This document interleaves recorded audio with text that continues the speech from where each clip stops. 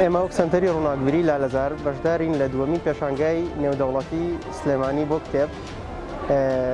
بە خۆشحاڵیەوە ئێمە بۆ دووەمین جارە لەم پێشانگایە بەردەوامە بین.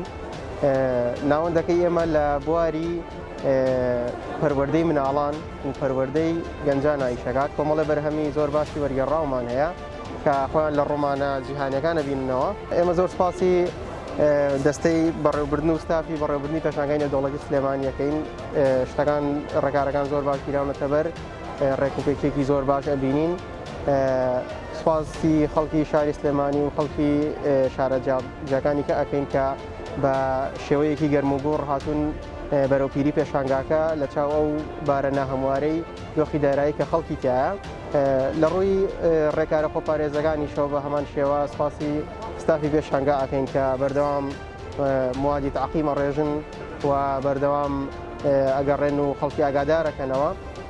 هەروەها دەمامک و بابەتە خۆپارێزەکانیشیان دابین کردووەمان. زۆر سپاسیان ئەکەین.